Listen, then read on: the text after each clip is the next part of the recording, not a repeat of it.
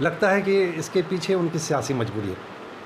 ये सियासी मजबूरी के तहत वैसे भी जो है उनको ख़िताब मिला हुआ है 20वीं के योगी का, तो जाहिर सी बात है कि वो उसी अंदाज में बोलेंगे जो उनके योगी का है या उनके मोदी जी का है।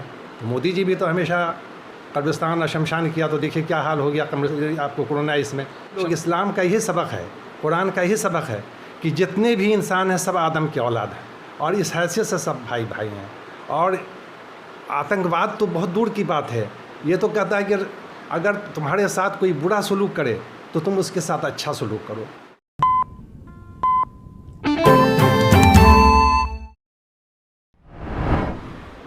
नमस्कार, मैं तौहीद, स्वागत है आप सभी का बदलता हिंदुस्तान न्यूज़ पर। मैं मौजूद हूँ मधुबनी ज़िला के 20वीं विधानसभा क्षेत्र में और मेरे साथ बात करने के लिए मौजूद हैं औसाफ लड्डन साहब। मैं आपको बता दूं, औसाफ लड्डन साहब जो कि 20वीं विधानसभा से प्रत्याशी रह चुके हैं बिहार विधानसभा चुनाव में। सर, स्वागत है आपका हमारे चैनल बदलता हिंदुस्तान। बहुत बहुत शुक्रिया। और जिस प्रकार से हरिभूषण ठाकुर बचौल जो विधायक है उनका बयान आया है मस्जिद और मदरसे को लेकर, जो बांका ज़िला में ब्लास्ट हुआ मस्जिद में, उनका कहना है कि मस्जिद में पढ़कर कोई भी इंजीनियर या डॉक्टर नहीं बनता, मस्जिद में मदरसे में पढ़कर लोग आतंकवादी ही बनते हैं, वहाँ पे आतंकवादी की शिक्षा दी जाती है। आप बचौल जी के इस बयान को किस नज़रिए से देखते हैं? जी, पता नहीं बचौल जी को क्या हो जाता है। मैं ज़ाती तौर पर उनको जानता हूँ। वो सुलझे हुए लीडर हैं, समझदार हैं, तालीम याफ्ता हैं, ज्ञानी हैं, लेकिन बयान देने में पता नहीं इस तरह का बयान क्यों देते हैं। मुझे अच्छी तरह से पता है, मैं बहुत सारे लोगों से मुस्लिम मामलात में बहुत सारे मुस्लिम स्टूडेंट उनके यहाँ गए, उनके मसाइल को हल किया, मुसलमान गए, लेकिन जब बयान देने की बात आती है तो ये मुस्लिम मुखालफत मस्जिद और जो है इसके बारे में, मदरसे के बारे में इस तरह का बयान देते हैं। लगता है कि इसके पीछे उनकी सियासी मजबूरी है। ये सियासी मजबूरी के तहत वैसे भी जो है उनको ख़िताब मिला हुआ है 20वीं के योगी का, तो जाहिर सी बात है कि वो उसी अंदाज में बोलेंगे जो उनके योगी का है या उनके मोदी जी का है। तो मोदी जी भी तो हमेशा कब्रिस्तान और शमशान किया, तो देखिए क्या हाल हो गया आपको कोरोना। इसमें शमशान और कब्रिस्तान में जगह नहीं, और ईद और दिवाली शमशान और कब्रिस्तान। तो इसी तरह से ये लोग जो बस मस्जिद और मदरसा ही लाते हैं। और आपको हम बता दें कि इन्होंने जो इल्ज़ाम लगाया है मदरसे के बारे में कि वहाँ आतंकवाद की तालीम दी जाती है, मदरसे में कुरान और हदीस इसकी तालीम दी जाती है। और कुरान क्या है, कुरान क्या तालीम देता है, हमारा इस्लाम क्या तालीम देता है? इस्लाम सलामती का मज़हब है, और जहाँ सलामती है, जहाँ अमन है, मोमिन अमन से है। तो इस तरह की बात वहाँ तो ये है कि हम सारे लोग, इस्लाम का यही सबक है, कुरान का यही सबक है कि जितने भी इंसान हैं सब आदम की औलाद हैं और इस हैसियत से सब भाई भाई हैं। और आतंकवाद तो बहुत दूर की बात है, ये तो कहता है कि अगर तुम्हारे साथ कोई बुरा सलूक करे तो तुम उसके साथ अच्छा सलूक करो।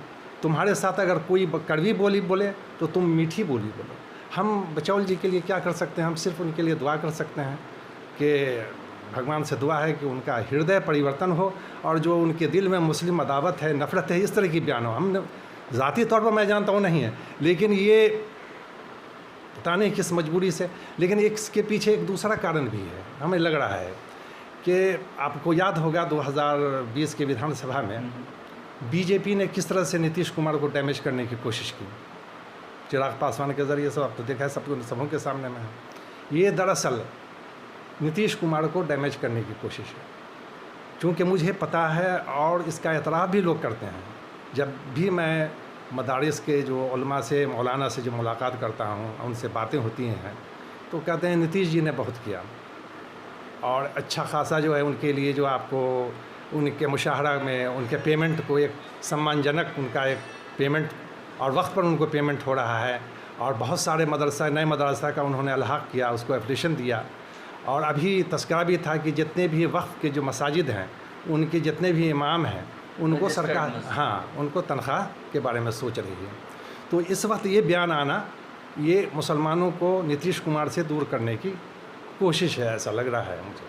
एक और चीज़ है, जिस तरीके से बचौल जी का ये बयान आया है, जो 20वीं विधानसभा के मुसलमान हैं या जो बिहार के मुसलमान हैं, उन मुसलमानों को बचौल जी के इस बयान पर क्या रिएक्शन देना चाहिए, किस प्रकार से रहना? देखिए, इस पर कोई रिएक्शन नहीं है। सवाल यह है कि कहा गया है कि एक मशहूर चीनी मुफक्किर का कौल है, उनका कौल है कि आप तारीकी के ख़िलाफ़ एहतजाज नहीं कीजिए, एक छोटा चिराग रोशन कर दीजिए, तारीकी खुद ब खुद ख़त्म हो जाएगी। अभी हमारी ज़िम्मेदारी और बढ़ गई है मुसलमानों की, हमारे उलमा की, हमारे इमाम की, कि हम सही मानों में बताएं कि इस्लाम क्या है। हम उनकी तनकीद का जवाब नहीं दें, अमली तौर पर हम उसमें लग जाएं कि नहीं भाई एक्चुअल इस्लाम ये है, इस्लाम सलामती का मज़हब है, इस्लाम अमन सिखाता है, इस्लाम आतंकवाद का दर्स नहीं देता है, इस्लाम तो किसी का खून भी नहीं बहाना चाहता है। हम उसके नफ़रत के जवाब में हम मोहब्बत से जवाब देंगे, हम उनकी कड़वी बोली के जवाब में हम मीठी बोली से उनको जवाब देंगे, हम उनके लिए दुआ करेंगे, हम भगवान से प्रार्थना करेंगे कि उनके इससे जो मुस्लिम अदावत और जो उनके जहन में जो भरा हुआ है वो उसको निकाल दे भगवान। वोट बैंक है, देखिए इससे क्या होती है। आज आप क्यों सवाल कर रहे हैं? आज ये बयान नहीं होता तो ये मीडिया में नहीं आते, ये सिर्फ न्यूज़ में बने रहने के लिए इस तरह का विवादित बयान दे करके वो न्यूज़ में आ जाते हैं।